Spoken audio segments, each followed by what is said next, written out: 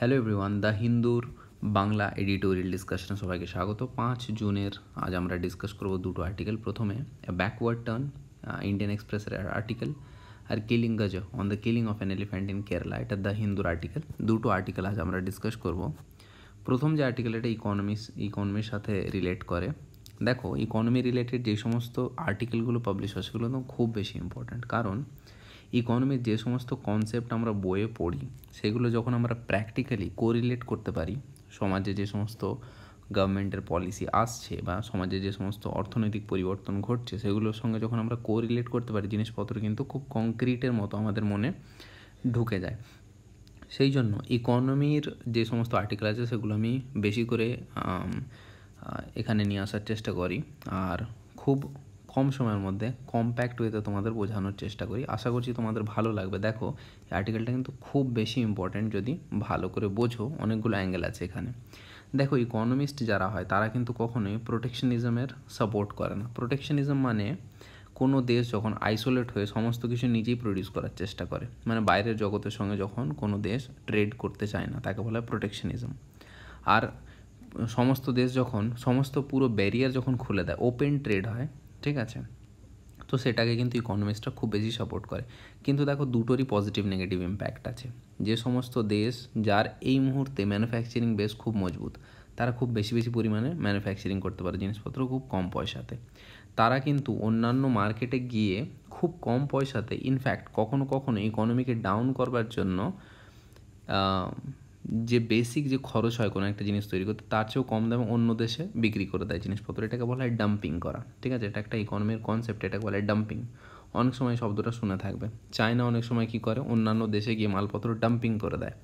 মানে চায়না হয়তো লস করেও জিনিসপত্র অন্য কোনো কান্ট্রিতে বেচছে, কারণ ওখানকার ডোমেস্টিক মার্কেটকে শেষ করে দেওয়ার জন্য, ওর অর্থনীতিকে উইক করে দেওয়ার জন্য, ঠিক আছে। আর এটা থেকে বাঁচাবার জন্য গভর্নমেন্ট কী করে, গভর্নমেন্ট অনেক সময় ট্যারিফ লাগিয়ে দেয়, ঠিক আছে। ট্যারিফ মানে বাইরে থেকে যে সমস্ত জিনিস ইম্পোর্ট হয় তার উপর কিছু পরিমাণ ট্যাক্স লাগাতে হয়। ধরো গভর্নমেন্ট ট্যাক্স প্রচুর বাড়িয়ে দিল, তখন কী হবে, ইম্পোর্ট করা কোনো বস্তুর উপর অনেক বেশি পরিমাণে ট্যাক্স লেগে যাবে, তো সেই জিনিসটা অনেক দাম বেড়ে যাবে, ডোমেস্টিক মার্কেটে কিন্তু লোকে সেটা কিনবে না। তো দেখো, যেমন ডাম্পিং একটা পদ্ধতি, তাকে আটকানোর জন্য ট্যারিফিংয়েও একটা পদ্ধতি, ঠিক আছে। কিছুদিন আগে যখন ইউএস চাইনা ট্রেড ডিসপিউট চলছিল, সেই সময় তোমরা শুনেছো এই কথাগুলো, যে ইউএস চাইনিজ প্রোডাক্টের উপর ট্যারিফ লাগিয়ে দিয়েছিল অনেক বেশি পরিমাণে। তাহলে চাইনা থেকে যে সমস্ত জিনিসপত্র ইউএসএতে যাচ্ছিল তার উপর অনেক বেশি পরিমাণে যদি ট্যাক্স লাগিয়ে দেওয়া হয়, তাহলে চাইনিজ প্রোডাক্টের দাম লোকাল মার্কেটে এতই বেড়ে যাবে, লোক চাইনিজ প্রোডাক্ট আর কিনবে না, কিনবে ইউএসএ তৈরি করা ম্যানুফ্যাকচারিং, ঠিক আছে। দেখো, কনটেক্সট এটাই, কিছুদিন আগে প্রধানমন্ত্রীর স্পিচে তিনি বলেছিলেন আত্মনির্ভর ভারতের কথা, মানে দেশীয় প্রোডাক্ট বেশি বেশি যদি আমরা ইউজ করি সেটার কথা কিন্তু তিনি বলেছিলেন। তো তারপর থেকে কিন্তু চারিদিকে সেলফ রিলায়েন্স, সেলফ সাফিসিয়েন্সির কথা বারবার উঠে আসছে, কিন্তু লেখক কিন্তু এখানে নেগেটিভ ভিউ রাখছে, ঠিক আছে। রাইটারের ভিউ নেগেটিভ। রাইটার বলতে চাইছেন এটা একটা ডিকেড ওল্ড ফেল্ড পলিসি, ঠিক আছে, মানে দশকের পুরনোর একটা ফেল্ড পলিসি, এমন একটা নীতি যেটা কোনো দিনই সাকসেসফুল হয়নি, ঠিক আছে। গভর্নমেন্ট বলতে চাইছি যে প্রোটেকশনিজমের পলিসি গভর্নমেন্ট ধীরে ধীরে যে স্টার্ট করছে, তো rising tariff threatening to undo decade old liberalisation. দেখো, স্বাধীনতার পর থেকে কিন্তু আমাদের ইকোনমি সেই রকমভাবে গ্রো করতে পারেনি, ঠিক আছে। ইনফ্যাক্ট 1990-র আশেপাশে এসে বিশাল বড় একটা ক্রাইসিস সৃষ্টি হয়ে গেছিলো ভারতের সামনে।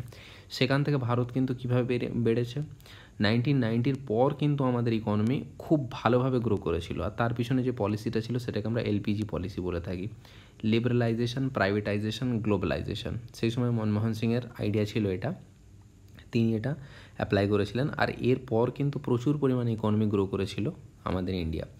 আগে কিন্তু এই ব্যাপারটাই আমাদের ছিল যে দেশীয় প্রোডাক্ট ইউজ করা হতো, বাইরে থেকে জিনিসপত্র খুব বেশি ইম্পোর্ট করা হতো না। এফডিআইয়ের কোনো পলিসি ছিল না, মানে বাইরে থেকে কোনো ফরেন কোম্পানি ইনভেস্ট করতে পারতো না ইন্ডিয়াতে।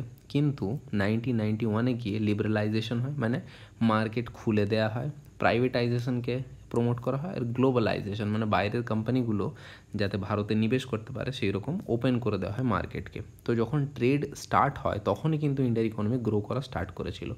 তো লেখকের বক্তব্য হচ্ছে, যদি আমরা 10 বছর পর আবার ফিরে যাই তাহলে কিন্তু যেইভাবে আমাদের গ্রোথ হয়েছিল আমরা কিন্তু পিছনে চলে যাওয়ার চেষ্টা করছি, ঠিক আছে। প্রোটেকশনিজমের ফলে কী হয়, inefficient high cost domestic manufacturing sector সৃষ্টি হয়। মানে দেখো বাইরে থেকে যখন জিনিসপত্র কম দামে ইম্পোর্ট করা হয়, ঠিক আছে, তখন যে লোকাল ম্যানুফ্যাকচারিং সিস্টেম আমাদের আছে, যে কোম্পানিগুলো আমাদের দেশীয় কোম্পানি যারা ম্যানুফ্যাকচার করছে, তারা কিন্তু একটা কম্পিটিটিভনেস ফিল করবে, তাদের সামনে একটা প্রতিযোগিতা থাকবে, তারা চেষ্টা করবে সেই পয়সাতে কিন্তু ভালো প্রোডাক্ট দেওয়ার। কিন্তু ধরো যদি আমরা বাইরে থেকে জিনিসপত্র আমদানি করা বন্ধ করে দিই, টোটাল ব্যান করে দিই, তাহলে কী হবে? আমাদের কাছে একমাত্র অপশন বেঁচে থাকবে শুধুমাত্র ডোমেস্টিক ম্যানুফ্যাকচারদের। সেক্ষেত্রে কী হবে? ডোমেস্টিক ম্যানুফ্যাকচার যেই প্রোডাক্ট আমাদের যত পয়সাতেই দিক না কেন সেটাই আমাদের কিনতে হবে। এর একটা বড় এক্সাম্পল হচ্ছে, দেখো ইলেকট্রনিক কোম্পানিগুলো এক সময় কিন্তু প্রচুর জিনিসপত্র হাই দামে বিক্রি করতো, যখন না পর্যন্ত বাইরে থেকে ইম্পোর্ট হচ্ছে। যখন বাইরে থেকে ইম্পোর্ট হওয়া স্টার্ট হলো, জিনিসপত্র যখন অলরেডি সস্তায় অ্যাভেলেবল হতে শুরু করলো, তখন কিন্তু ইন্ডিয়ান ম্যানুফ্যাকচারিং কোম্পানিগুলো অটোমেটিক্যালি কম্পিটিশন ফিল করে জিনিসপত্রের দাম কমাতে বাধ্য হলো।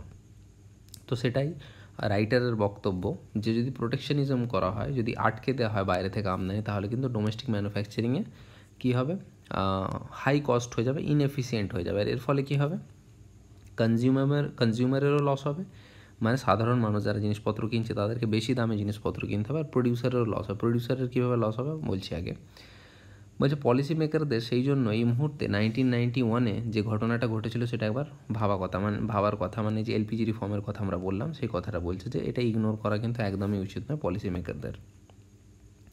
দেখো এই যে ইম্পোর্ট যদি আটকানো হয়, তাহলে সবচেয়ে প্রথম যে জিনিসটা করা হবে সেটা হবে কী হবে? Tariff hike. এই যেটা আমি বললাম, ট্যারিফ বাড়িয়ে দাও।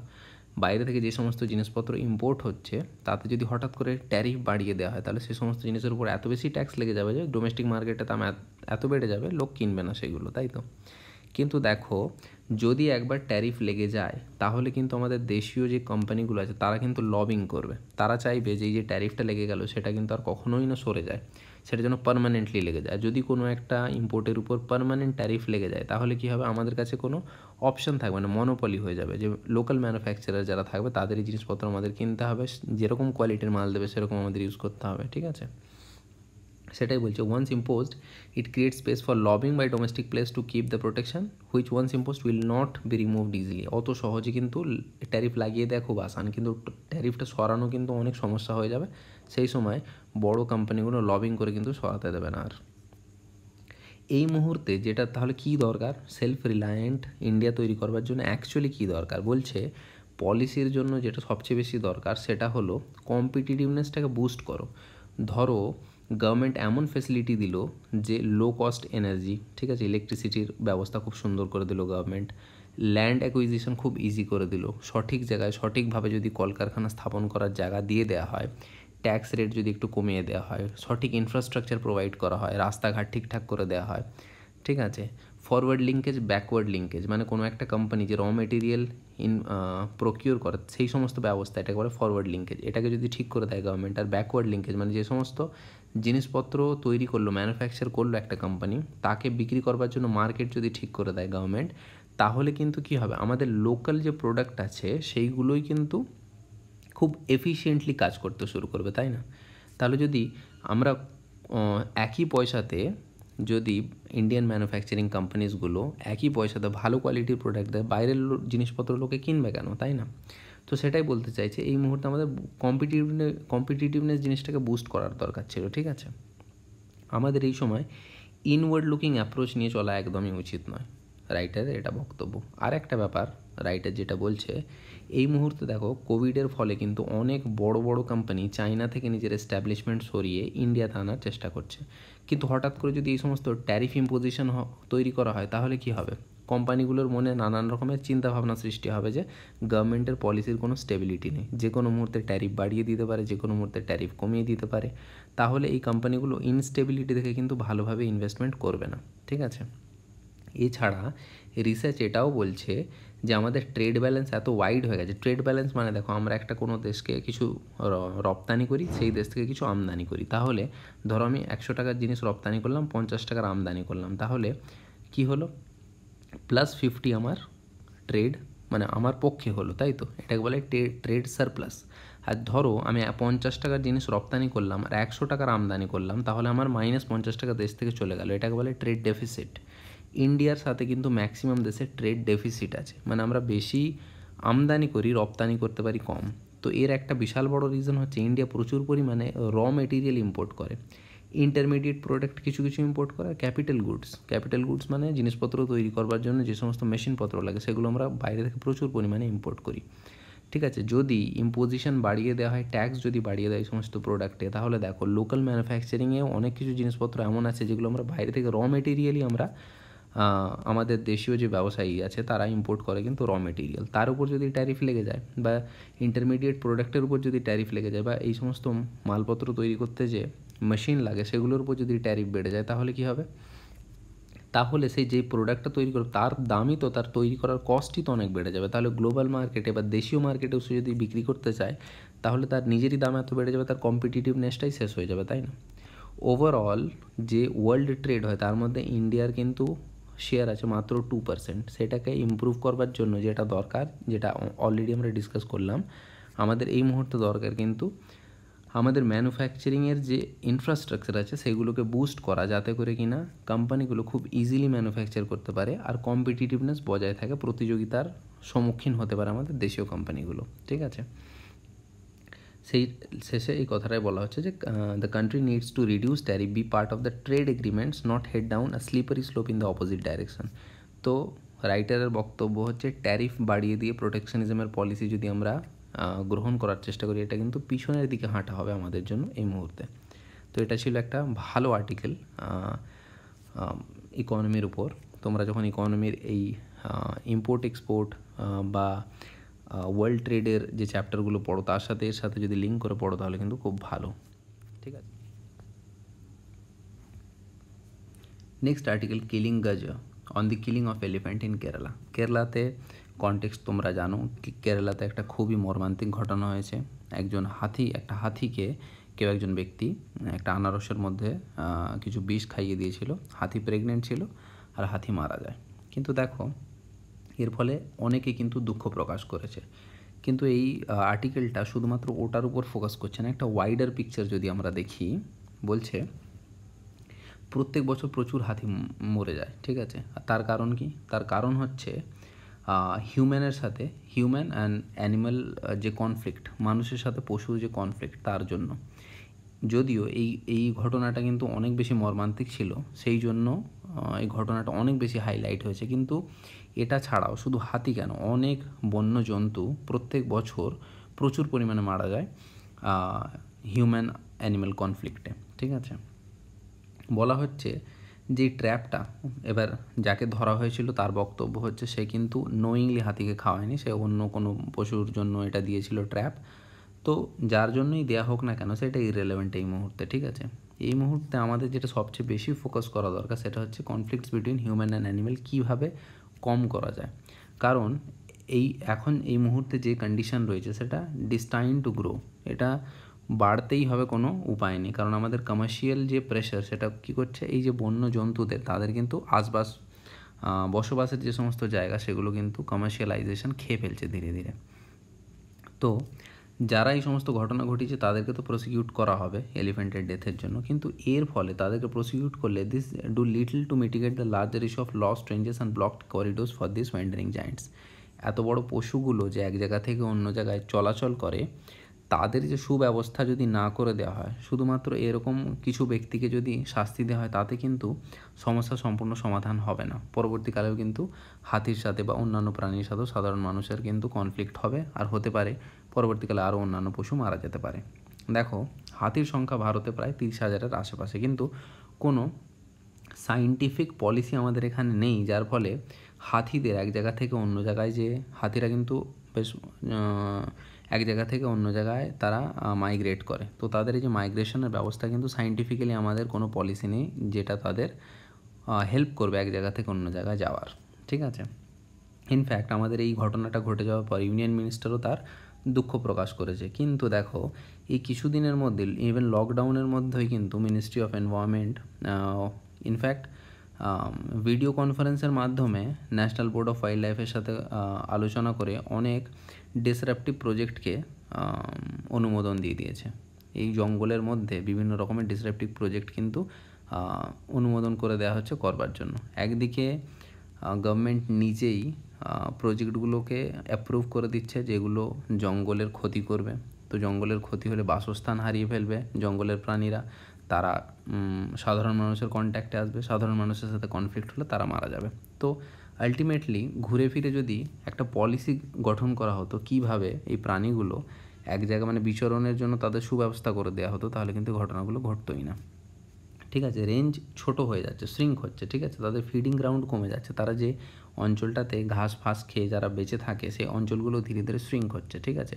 তাহলে তারা অবশ্যই সেই প্রাণীগুলো কী হবে, চলে আসবে, যেখানে ক্ষেত টেত আছে সেখানে চলে আসবেই তারা, তাই তো। ইনফ্যাক্ট কর্ণাটকাতে রিসার্চ করে দেখা গেছে 60% যে এলিফ্যান্ট আছে, হাতি যত আছে তার 60% আউটসাইড প্রোটেক্টেড এরিয়া। হাতিগুলোকে রাখবার জন্য যে সংরক্ষণ স্থান বানানো হয়েছে জঙ্গল, তার বাইরেই 60% থাকে, ভিতরে তো 40% থাকে শুধু, কারণ হাতিরা কিন্তু বললাম যেরকম মাইগ্রেট করে বাইরে চলে যায়। তো কেরালাতে অনেক সময় দেখতে পাওয়া যায় হিউম্যান ডমিনেটেড যে সমস্ত এরিয়া, সেই সমস্ত জায়গাতে কিন্তু হাতি চলে আসে, তাদের সাথে কনফ্লিক্ট হয়।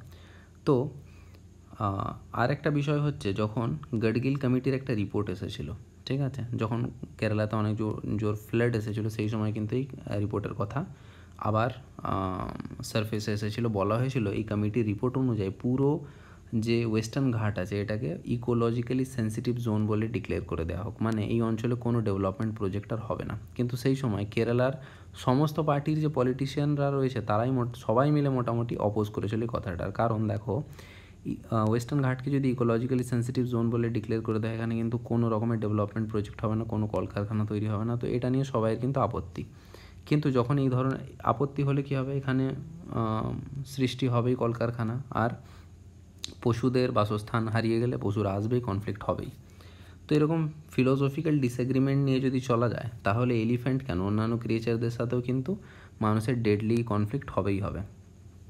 তো এই মুহূর্তে যেটা দরকার গভর্নমেন্টের, যে 5% প্রোটেক্টেড এরিয়া আছে, ইন্ডিয়ার টোটাল ল্যান্ডের মাত্র 5% ল্যান্ড হচ্ছে প্রোটেক্টেড ল্যান্ড। তো অতটুকুকে তো ছেড়ে দেওয়াই যায়, বাকি 95% এরিয়াকে ডেভেলপমেন্টের কাজ যদি করে, তো এই 5% যে প্রোটেক্টেড এরিয়া আছে, national park, wild life sanctuary, সেগুলোকে কিন্তু প্রোটেক্ট করা অবশ্যই দরকার। তো এগুলো যদি হয় তাহলে কিন্তু কী হবে, এই কনফ্লিক্টগুলো ফিউচার আর আমরা দেখতে পারবো না, আর আমাদের বায়োডাইভার্সিটি মেনটেন থাকবে, ঠিক আছে। ভালো লেগে থাকলে ভিডিও লাইক করবে, কমেন্ট বক্সে গিয়ে সাজেশন দিও তোমাদের, শেয়ার করো, প্রথমবার এসে থাকলে please subscribe to the channel.